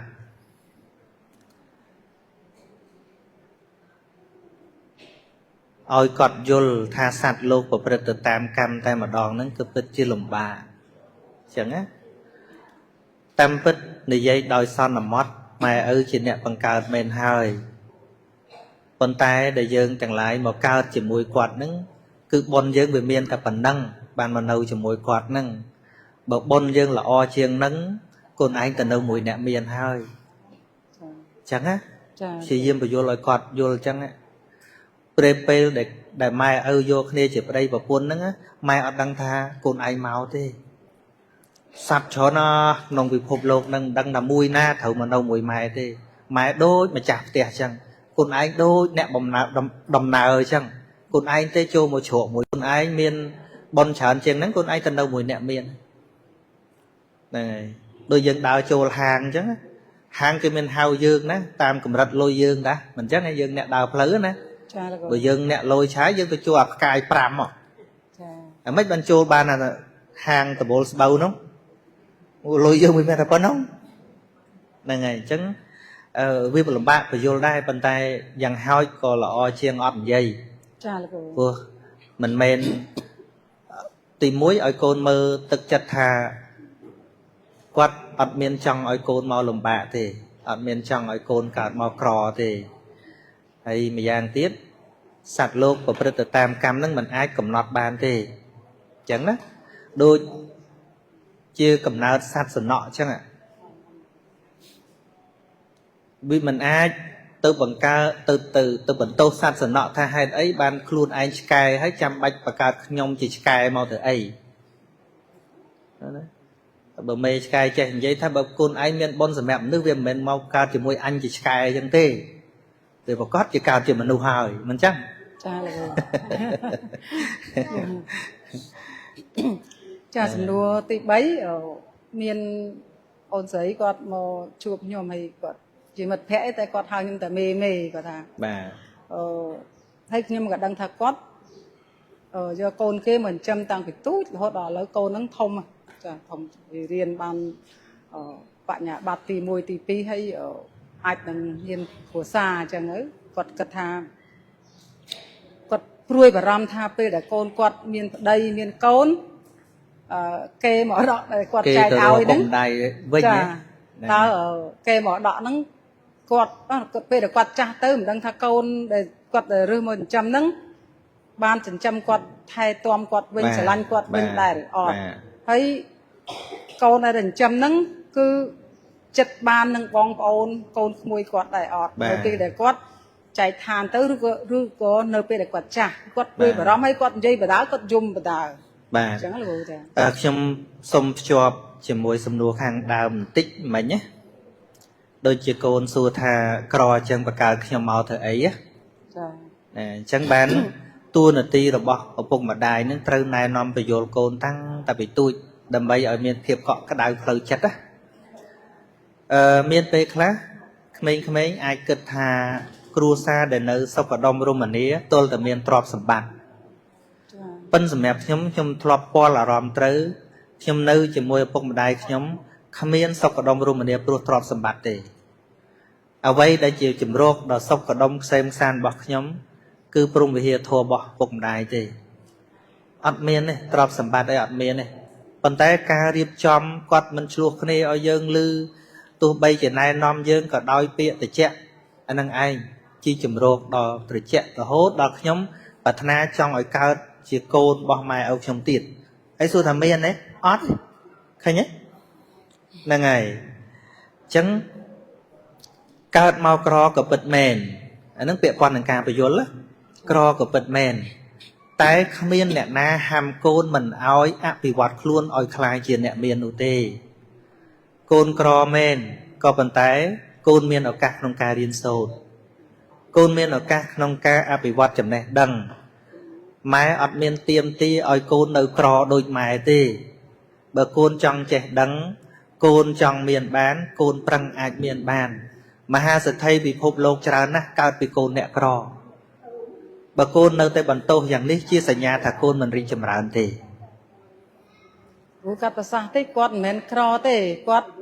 ខ្លាចពេលដែលគាត់ឈឺទៅ អត់ទេអានឹងសំណួរទី2ខ្ញុំបន្តមានសំណួរទី1អញ្ចឹងណា ចាលោកចា បាទ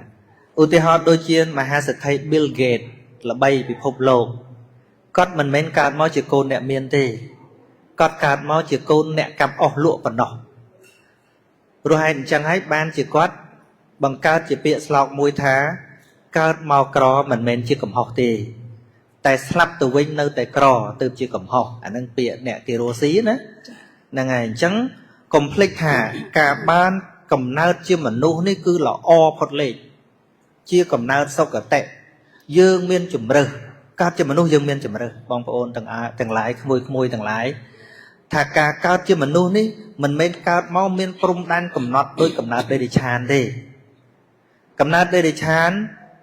ទោះចេះយ៉ាងណាក៏ដោយចេះត្រឹមតែមញ៉ែមញក់ធ្វើឲ្យម្ចាស់ស្រឡាញ់បានបាយឆ្ងាញ់តែប៉ុណ្្នឹងទេតែមិនអាចសត្វដេរិឆានคล้ายទៅជាបណ្ឌិតទេមិនអាចសត្វដេរិឆាននឹងคล้ายទៅជាមនុស្សពងពោះចេះយល់ដឹងអីលើសនឹងឯងតែមនុស្សកើតមកយ៉ាងណាក៏ដោយចឹងត្រូវទាញឧទាហរណ៍ពីអ្នកដែលគេខំតស៊ូឲ្យគាត់មើលដូចជាក្មេងៗខ្លះកើតនៅក្នុងគំនរសម្រាមជាក្មេងកំព្រាក្រោយមកមានអង្គការអីគេយកទៅចិញ្ចឹមខំរៀនតស៊ូរហូតបានទៅរៀននៅបរទេសទៀតដូច្នេះភាពអត់កំណើតមិនមែនកើតបកក្រទេភាពអត់កំណើតរបស់មនុស្សព្រោះគ្មានគំនិតគិតឲ្យវាកើតចឹងណាហ្នឹងឲ្យកូនមានគំនិតចឹងល្អណាហើយរឿងយើងចិញ្ចឹមកូនគេខ្លាចថ្ងៃក្រោយគេមិនមើលថែអីហ្នឹងកុំខ្លាចបើយើងមានសទ្ធាជឿជាក់ទៅលើកម្មផលហើយបើសិនជាមានបុណ្យល្អកូនគេកូនយើងវាដូចតែគ្នាទេបើសិនជាអត់មានបុណ្យល្អទេកូនយើងក៏ក្បត់យើងដែរចាលោកគ្រូដែលឃើញកូនបកើតប្តឹងម៉ែឃើញដែលលើព័ត៌មានណាឃើញលោកគ្រូហ្នឹងហើយតែយើងខ្វះបុណ្យហើយកូនបកើតកើតពីផ្ទៃក៏ដោយក៏បោះបង់យើងដែរតែបើយើងមានបុណ្យល្អមិនបាច់តឲ្យយើងចិញ្ចឹមផងអ្នកខ្លះនឹងជួយមើលថែយើងអញ្ចឹងណាចារឿងថ្ងៃស្អែកទុកឲ្យថ្ងៃស្អែកទៅយើងចេះព្រួយតែចាស់ទៅខ្លាចគេមើលមិនដឹងរស់ដល់ចាស់អត់មែនទេចាលោកគ្រូចាហ្នឹងហើយទៅខ្វល់ថ្ងៃនេះឲ្យរៀនធម៌ព្រមរៀនចាទៅខ្វល់អាចាស់នោះហ្នឹងហើយមិនដឹងរស់ដល់ចាស់បានអត់ណាដូចខ្ញុំឥឡូវខ្ញុំមានកូនណាតែខ្ញុំអញ្ចឹងបានថាខ្ញុំនិយាយឲ្យកូនលឺឲ្យហើយក៏លោងាប់ទៅមិនបានលឺថាឪពុកបង្កើតកូនមកនេះពុកមិនដែលប្រាថ្នាថាចាស់ទៅឲ្យកូនមើលទេអត់តែបើកូនចង់មើលជាបុណ្យរបស់កូននឹងបុណ្យរបស់កូនទេតែបើកូនមិនអាចមើលក៏ពុកមិនខូចចិត្តដែរពុកមានតួនាទីត្រឹមតែចិញ្ចឹមកូនឲ្យធំឲ្យកូនរៀនសូត្រចេះដឹងហើយរស់ដោយស្រួលខ្លួនឯងទៅអានឹងចប់កាតព្វកិច្ចរបស់ពុកហើយតែកូនដឹងគុណជាបុណ្យរបស់កូនតែបើកូនមិនដឹងគុណជាអភ័ព្វរបស់កូនទេឲ្យកូនយល់ខ្លួនឯងអញ្ចឹងមិនមែនកូនឈប់គិតឪពុកទៅជាបុគ្គលអភ័ព្វទេព្រោះឪពុកបានធ្វើនៅទីពឹងរបស់ខ្លួនឯងហើយគឺកុសលធម៌ហ្នឹងហើយខ្ញុំចិញ្ចឹមកូនមួយទៀតដែលក្រៅពីកូនកើតពីសាច់គឺកូននៅក្នុងចិត្តគឺបុណ្យកុសលអ្នកណាមិនមើលខ្ញុំអត់ខ្វល់ទេហ្នឹងហើយទោះបីនៅលើក្រែពេទ្យម្នាក់ឯងក៏នៅមានកូនរបស់ខ្ញុំមួយទៀតគឺកូនចិត្តខ្ញុំនឹងនៅជាមួយកូនចិត្តបិទភ្នែកទៅជាមួយកូនចិត្តបុណ្យរបស់ខ្ញុំហ្នឹងអញ្ចឹងមានប្របាក់អីឥឡូវមានប្របាក់ស្អីមែនទេចាគេមិនដឹងគុណរឿងរបស់គេហ្នឹងចាហ្នឹងអាផប់របស់គេគិតឲ្យវាសឿងអញ្ចឹងមើលគ្មានទៅព្រួយអីទេហើយនៅតែខ្ញុំដើរនិយាយហល់ហ្នឹងមិនខ្លាចទេអីខ្លាចតាប៉ុន្តែមានពេលនិយាយហើយទៅខ្លាចវាមិនបាននិយាយចាលោកចាស្មានតែអត់និយាយហ្នឹងចេះតែរស់បានរហូតដែរយ៉ាងច្រើនឧទាហរណ៍វែងតិចទៀតទៅយើងណាឈប់ហ៊ាននិយាយឲ្យខ្លាចថ្ងៃចូលអ្នកស្លាប់មិនសិននិយាយយើងមានគំនិតមានចំណេះដឹងខ្លះដែលអាចជួយបានជាប្រយោជន៍ដល់គេបានឧទាហរណ៍យើងនិយាយគេឲ្យរស់តែ10ឆ្នាំទៀតទេតែបើយើងបិទមាត់ឈឹងគេឲ្យរស់50ឆ្នាំទៀតខ្ញុំរើសយកអា10ចាព្រោះអីព្រោះបាននិយាយចាហើយចាអានៅស្ងៀមៗហ្នឹងគេឲ្យរស់50ឆ្នាំនេះហើយរស់ធ្វើអីចារស់ធ្វើអីខ្ញុំសួរចេះបាទចាហើយចុងក្រោយនេះខ្ញុំមានតែពាក្យសូមចែករំលែកបទពិសោធន៍នៃការស្ដាប់ពធរបស់លោកគ្រូក៏ដូចជាការចូលរៀនអនឡាញព្រោះខ្ញុំបានចូលរៀនអនឡាញជាមួយអ្នកគ្រូគង្គគាលោកគ្រូរតនៈនឹងបានរយៈពេលខ្លីហើយធ្វើឲ្យមានការប្រែប្រួលនៅក្នុងការដោះស្រាយដំណោះក្នុងការងារសហគមន៍គ្រួសារអីគឺមានការប្រែប្រួលច្រើនចាពីមុនគឺល្អូរទាំអញ្ចឹងដូចធម្មជាតិគាត់សួរអញ្ចឹងគឺល្អូរទាំខឹងនិយាយគេអត់ស្ដាប់គឺខឹងតូចចិត្តខ្លួនឯងពិបាកចិត្តខ្លួនឯងប៉ុន្តែឥឡូវស្ដាប់ទៅគឺជ្រះថ្លាចាជ្រះថ្លាហើយចាហើយមួយទៀតគឺខ្ញុំបាន មុននេះហ្នឹងគឺបានទៅធម្មជាត្រាជាមួយនឹងគ្រូយុនជីរយៈពេល12ថ្ងៃហ្នឹងគឺរឹតតែជ្រះថ្លាទៀតហើយបានទៅពីមនាបងប្អូនយើងទៅសមរភូមិមុខហ្នឹង 4-5 លើកហើយមានចុងក្រោយមានម៉ូតូមានអីហើយ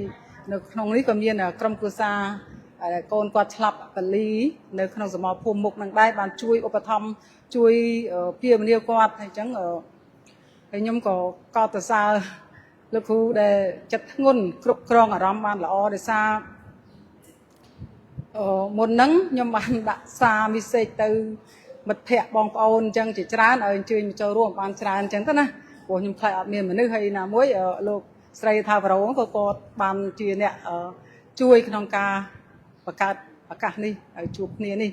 អញ្ចឹងទេមិត្តភ័ក្តិហើយនឹងក្រុមការងារហ្នឹងគាត់ថាមេនេះឯងផ្សាយទៅការជួបជុំនឹងព្រោះគេជេរលោកគ្រូពេញ Facebook ដូចអូនស្រីទី1និយាយចឹងថាគេជេរលោកគ្រូខ្លាំងណាពងជេរខ្លាំងអញ្ចឹងមេឯងផ្សាយទៅហើយខ្ញុំអត់បានទៅចូលរួមទេចាហើយអញ្ចឹងខ្ញុំគាត់ថាអូអត់ផ្សាយទេព្រោះការគិតរបស់គាត់គឺគិតផ្សេងពីយើងចាខ្ញុំតែងស្ដាប់លោកគ្រូថាលោកគ្រូអាចស្អប់បានតែកុំស្អប់ព្រះធម៌ចាព្រោះព្រះធម៌នាំឲ្យយើងវាចាក់ទុកពីកង្វល់ផ្សេងហើយនាំផ្លូវយើងឲ្យល្អចាអញ្ចឹងខ្ញុំចឹងក្រោយខ្ញុំសូមជូនពរប្រគេនពរបដិគុណគ្រប់ព្រះអង្គជូនពរលោកគ្រូ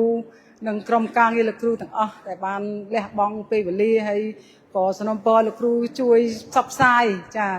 ពធនឹងទៅដល់មូលដ្ឋានផ្សេងឲ្យបានច្រើនអញ្ចឹងទៀតព្រោះវាចំណេញច្រើនណាបើសិនជាបងប្អូនយើងគាត់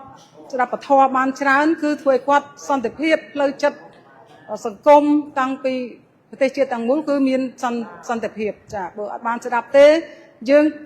នៅឃុំសង្កាត់ឧទាហរណ៍វាជួបទាំងអស់តាំងពីបងប្អូនអ្នកក្រអ្នកមានអ្នក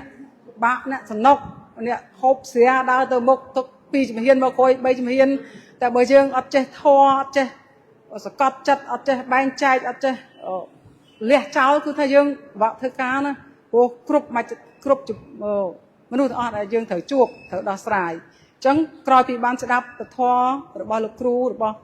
បដិគុណគ្រប់ព្រះអង្គមកគឺមានការប្រែប្រួលតែគ្រាន់ថាឆ្ងល់ខ្លួនឯងពីមុនឲ្យតែមើលសភៅធម៌មើលអនឡាញបានតែកន្លះម៉ោង1ម៉ោងគឺងក់ម៉ោងប៉ាក់ដល់ឥឡូវអត់សូវអីទេពង្រឹងថាអាហ្នឹងមានប្រយោជន៍សម្រាប់យើងហើយកាត់បន្ថយទូរស័ព្ទចាព្រោះទូរស័ព្ទផ្សេងយើងមើលជាទូទៅអញ្ចឹងវាចេះតែលោតមកដល់ពេលយើងកាត់បន្ថយទូរស័ព្ទទៅធ្វើឲ្យយើងរៀននៅស្ដាប់ធម៌បានច្រើនចាអញ្ចឹងចែករំលែកបទពិសោធន៍ប៉ុណ្ណឹងហើយសូមជូនពរប្រគេនពរចាសូមដល់លោកគ្រូក៏ដូចជាព្រះអង្គគ្រប់ព្រះអង្គប្រធេរៈនុធេរៈនិងយាយតាបងប្អូនយើងទាំងអស់ចាសូមមានសុខភាពល្អរួចចាកផុតទុក្ខនិងជួបពុទ្ធពរទាំង4ប្រការគឺអាយុវណ្ណៈសុខៈពលៈកំបីគ្លៀងគ្លៀឡើយចាសូមអរគុណអ្នកលើកដៃក្រោយគឺក្រោយហ្នឹងហើយគុណលោកគ្រូពេទ្យស្គាល់គ្រូពេទ្យជាដំបូងខ្ញុំសូមនមស្ការដល់គុណព្រះរតនត្រ័យគុណព្រះពុទ្ធគុណពធគុណព្រះសង្ឃដោយសេចក្តីជ្រះថ្លាសពការនិងសូមនមស្ការចំពោះព្រះសង្ឃគ្រប់ព្រះអង្គហើយសូមជម្រាបសួរលោកគ្រូជម្រាបសួរលោកគ្រូពេទ្យជម្រាបសួរអ្នកម្ដាយរបស់លោកគ្រូហើយអ៊ំស្រីនិងបងប្អូនញាតិពធទាំងអស់ដែលមកនៅក្នុងទីនេះចឹងខ្ញុំបានស្គាល់លោកគ្រូយូរដែរហើយតែបានទៅដល់វត្តលោកគ្រូ2 ដងដែរហើយតែអត់មានឱកាសបានសួរលោកគ្រូហើយសភៅលោកគ្រូក៏បានដែរតែពីមុនបច្ច័យអត់ទាន់គ្រប់អត់បានរៀនហើយរៀនម្នាក់ឯងដឹងរៀនថាម៉េចឥឡូវហ្នឹងពីថ្ងៃទី15ថ្ងៃលោកគ្រូសំដែងធម៌នៅផ្សារជីកម៉ុងហ្នឹងត្រឡប់មកវិញថ្ងៃហ្នឹងជូនកូនទៅរកផ្ទះជួលរៀននៅពេញផង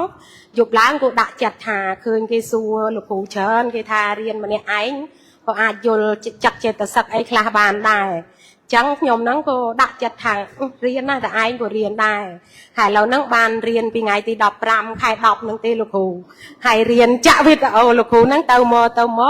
និយាយពីរឿងភាសាជាអត្ថថាប៉ះទប់ហើយអាក្បាលប្រពែ2ហ្នឹងក្បាលប្រពែទី1ជាអាយនៈខាងក្រៅ hay cái bà về tí pi chia ai nè hàng tráo ác nóng hay thà rụp nâng chia cu nâng nè chia cu nâng rụp hay là cụ miền sang đại ca cái là cụ nâu bùa lại nó thà rụp nè mưa khơi như rụp tại rụp nâng mình dương mình ai pa bàn tê trắng nhom nâu ta chạ láng nâu ta ọt vô lại nâng là cụ thà rụp chia chia niêm và tho là cụ nâng ọt vô chẳng trong xua là cụ ai bỏ xài រូបដែលប៉ះបានហើយនឹងរូបដែលឃើញខុសគ្នានៅក្នុងរបស់តែមួយហ្នឹងយើងឃើញហ៎ឃើញដបហ៎ khơi là cụ តាមពិតភ្នែកយើងអត់បានមើលឃើញដបទេឃើញតែពណ៌ទេអញ្ចឹងណា ចា ប៉ុន្តែដោយសារវាឃើញច្រើនដងវាផ្ដិតដោយរូបថតអញ្ចឹងវាផ្ដិតដងតិចបានចិត្តយើងគិតជាទ្រង់ទ្រាយជា shape ជាទ្រង់ទ្រាយដប ចា ហ្នឹងហើយអញ្ចឹងយើងសាកមើលយកមកដាក់ឲ្យកាត់ភ្នែកមែនតើមកឃើញហ៎ អត់ ភ្នែកអត់ឃើញទេឃើញតែពណ៌តែយើងប៉ះធាតុដីដែលរឹងនេះធាតុដី ធាតុដី ហ្នឹងហើយរឹងទន់គឺធាតុដីដឹងក្តៅត្រជាក់អញ្ចឹងធាតុដែលប៉ះបានមាន3ធាតុខ្យល់ធាតុដីហើយនឹង ធាតុភ្លើង ធាតុភ្លើងអញ្ចឹងណាប៉ិនតែកាលណាយើងនិយាយដីភ្លើងខ្យល់ជាពាក្យខ្មែរយើងអត់យល់ទេជួនកាលយើងនិយាយថាបថវ័យតេជោវាយោអញ្ចឹងទៅបថវ័យហ្នឹងគឺធាតុរឹងធាតុទន់អញ្ចឹងណាហើយអញ្ចឹងដើម្បីឲ្យដឹងថារឹងឬទន់ឥឡូវខ្ញុំលើកឧទាហរណ៍មួយយើងដើរទៅកន្លែងផ្សេងហើយយើងឃើញរបស់មួយផ្លែឈើមួយហើយគេឲ្យយើងមើលហើយគេឲ្យយើងគិតពីចម្ងាយថាតើរបស់ហ្នឹងរឹងឬទន់តែយើងមិនដែលប៉ះសោះមួយជីវិតចឹង ចា តែយើងអាចដឹងច្បាស់បានថាវារឹងឬទន់ អត់ ឃើញទេអញ្ចឹងចិត្តឃើញមិនអាចប៉ះទេវាគ្រាន់តែមើលតែប៉ុណ្្នឹងតា ចា ណាដឹងឬទន់វាទៅប៉ះផ្ទាល់បានដឹងរឹងឬទន់ឃើញទេ ចា អញ្ចឹងធាតុដែលអាចដឹងបានមានបថវ័យតេជោវេយោតែភ្នែកដែលឃើញវណ្ណៈរូបហៅថារូបារម្មណ៍អញ្ចឹងណា ចា ចាំបានខ្លះហ៎ ចាបានខ្លះលោក ហ្នឹងហើយដែលយើងដឹងនេះដឹងទូរស័ព្ទនេះឥឡូវយើងអត់ប៉ះទេបើយើងសួរថារឹងឬទន់ទូរស័ព្ទ អត់ប៉ះអត់ដឹងទេលោក អត់ទេយើងដឹងថារឹងឬទន់ រឹង